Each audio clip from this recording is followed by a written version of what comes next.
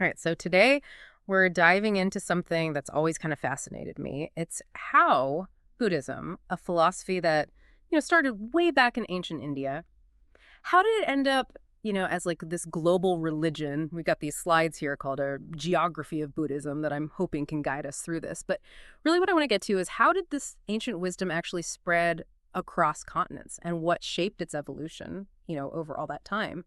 Well, you're in for a treat because the journey of Buddhism, Yeah. it's as fascinating as like the philosophy itself. So if we think of like ancient India near the border of Nepal, that's really like our starting point. That's where it all began. I can picture it, the birthplace of this profound philosophy. But how did it actually spread from there? I mean, they didn't exactly have planes or, the internet back then. Exactly. And that's where things get really interesting because Buddhism didn't rely on like conquest or forceful conversion. Instead, its journey was really intertwined with, those famous Silk Road trade routes. And those ancient pathways weren't just for, goods and spices. They were really conduits for ideas and beliefs too. So Buddhism basically hitched a ride on the Silk Road. That's pretty clever. But why Buddhism specifically? Like, were there characteristics that made it, particularly well suited for this kind of transmission? You hit the nail on the head. Buddhism's emphasis on personal enlightenment and its relatively, flexible structure made it very portable. Unlike some religions that required elaborate rituals or, a priestly class, Buddhism could be practiced by like anyone anywhere. Traders could like carry its teachings with them on their journeys. And its adaptable nature meant that it could kind of incorporate local beliefs Wow. as it spread. Oh, that makes sense. So it's almost like Buddhism had this inherent adaptability built into its DNA. Precisely. And as it traveled along those trade routes, it left its mark on the landscape.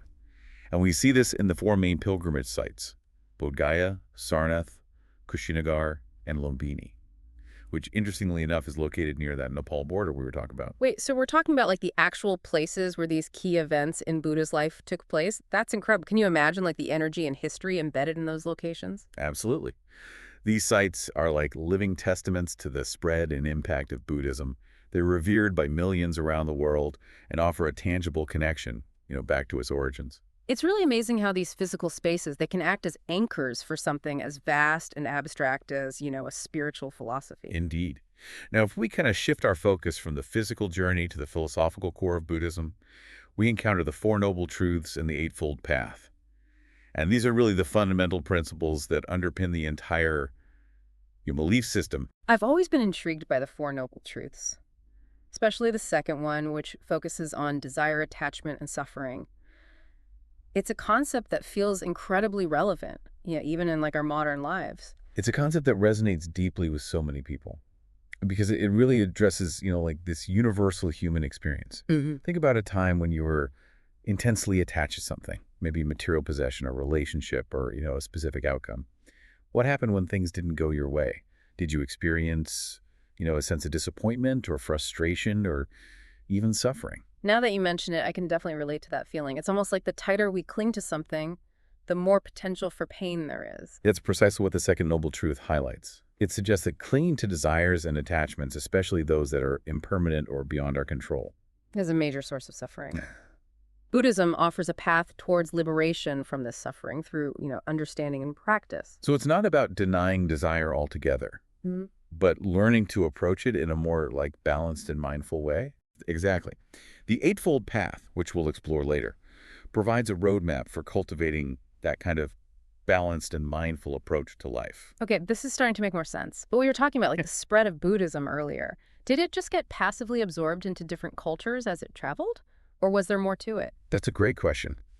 Buddhism wasn't just passively absorbed. It went through an incredible process of adaptation and evolution as it encountered, different cultures and belief systems. So it's not like a monolithic entity. It actually took on different forms and interpretations as it spread? Exactly. It's more like a living tradition that has taken on, diverse expressions over time. Right. In fact, one of the slides depicts this evolution with like a faded map of Asia, highlighting how Buddhism's journey wasn't always smooth sailing. It faced periods of decline even in its birthplace of India due to changing, political and social landscapes. Wait, so the place where Buddhism originated ended up rejecting it. What happened there? That's a story for our next segment.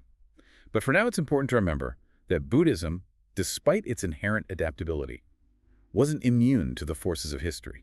This is getting really interesting. I can't wait to hear more about the twists and turns in Buddhism's journey. We'll be sure to unpack all of that in the next part of our deep dive. Stay tuned. Okay, so before we went to the next segment, you mentioned that Buddhism actually declined in India, like the place where it actually started. What led to such a dramatic shift? Yeah, it might seem counterintuitive, but even profound philosophies can fall victim to, the ever-changing tides of history. And there were actually several factors that contributed to Buddhism's decline in India.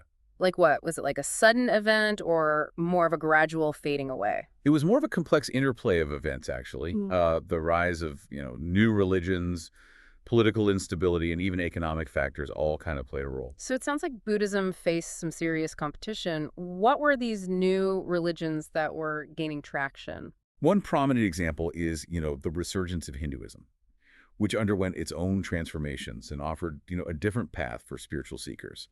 And political turmoil also weakened Buddhism's institutional support. It sounds like a perfect storm of challenges for Buddhism in India. Indeed. But while Buddhism was facing these headwinds in its homeland, it continued to thrive and evolve, in other parts of Asia. And this is where we see its remarkable adaptability really shining through. So even though it was declining in India, it was like simultaneously flourishing elsewhere. That's pretty remarkable. It really speaks to the core of Buddhism's philosophy, you see. It's not a rigid, inflexible dogma, but rather a set of principles that can be applied in diverse contexts. It's like a seed that, when carried by the wind, can take root in different soils and kind of blossom in unique ways. That's such a great analogy. But as Buddhism spread and diversified, did it always remain unified? Or were there like disagreements and conflicts within the tradition itself? That's where things get even more fascinating.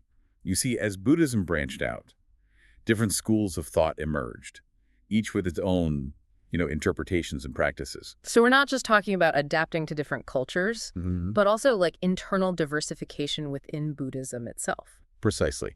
Imagine a family tree with Buddhism as the root and various branches representing, different schools of thought. Okay, I'm picturing it. So what were some of these major branches that sprouted from the Buddhist tree? We have Theravada Buddhism, which emphasizes a strict adherence to the original teachings of the Buddha and often sees itself as, like the most authentic form of the tradition. And then there's Mahayana Buddhism, right? Yeah. Which seems to have a different flavor, if you will. Yes. Mahayana Buddhism, with its focus on compassion and the potential for enlightenment for all beings, tends to be more inclusive and adaptable in its approach. And I've also heard of another branch, Vajrayana Buddhism. Sounds a bit more mysterious. Ah, yes. Vajrayana Buddhism, sometimes referred to as Tibetan Buddhism, incorporates esoteric practices and tantric elements, adding another layer of complexity to the mix. Wow. So even within Buddhism itself, there's this incredible diversity of thought and practice. It's almost like peering into a kaleidoscope, seeing the same fundamental elements rearranged into distinct and fascinating patterns. That's a great way to put it. And even though these branches may differ in their, approaches and interpretations, they all share that common thread, the Four Noble Truths, the Eightfold Path, and that ultimate goal of liberation from suffering. So despite the variations and complexities, there's a unifying essence that runs through all forms of Buddhism. Absolutely. Think of it this way. Different paths may lead up a mountain, but the summit, the view from the top, remains the same. That's such a powerful image. So we've gone from decline of Buddhism in India to its flourishing and diversification, across Asia. Where does that leave us in terms of Buddhism's presence in the world today? That's a fantastic transition point, because in our next segment, we'll be looking at Buddhism's modern-day landscape, its challenges, its opportunities, and how it continues to evolve in a rapidly changing world. So we've journeyed from Buddhism's origins in ancient India through its spread across Asia, and now we're here, in the modern world. What always strikes me is how Buddhism, a philosophy that's thousands of years old, still feels so relevant today. Well, what's fascinating is that Buddhism has always been in conversation with, the world around it. And its teachings on impermanence and change suggest that adaptation isn't just about survival, Right. but it's like woven into the very fabric of existence. So as we navigate a world that's constantly shifting, with new technologies and social changes and everything, how is Buddhism responding? Like, could we see, entirely new interpretations and practices emerging? Well, I think we're already witnessing this in many ways.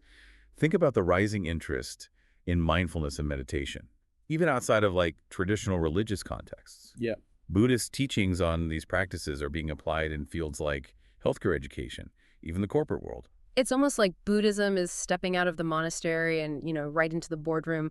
But what about those who are drawn to these practices, but don't necessarily identify as Buddhist? That's where the concept of secular Buddhism comes in, where individuals are embracing principles like mindfulness and ethical living without necessarily adhering to, those traditional religious structures. It's like distilling the essence of Buddhism for a modern audience. It sounds like Buddhism is finding new ways to kind of resonate with people from all walks of life.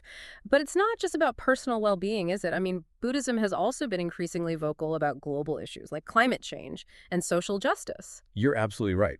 We see Buddhist leaders and activists advocating for environmental protection, drawing upon teachings on interconnectedness and compassion for all beings. It's like Buddhism is saying, hey, these global challenges are everyone's problem, and our teachings offer insights, into how to address them. Exactly. And that brings us to an important question, I think, for all of us to ponder. What role might Buddhism play in shaping a more just, compassionate, and sustainable future? How might its timeless wisdom guide us as we face the complexities and uncertainties that, lie ahead? Those are some really big questions, but they're the kind of questions that stick with you long after the conversation ends. And that's what I love about these deep dives. They always leave me with, more to think about. That's the beauty of exploration, isn't it? It opens up new avenues of thought and invites us to keep questioning, learning, and evolving. Well said. As we wrap up our deep dive into Buddhism, I'm left with a sense of awe at its enduring relevance. It's a reminder that even in a rapidly changing world, ancient wisdom can offer profound insights and guide us towards, a more meaningful and fulfilling life. And perhaps, as we continue our individual journeys, we can carry with us the spirit of curiosity, open-mindedness, and compassion. That lies at the heart of Buddhism. Beautifully put. Until next time, may your journey be filled with peace, understanding, and a sense of wonder.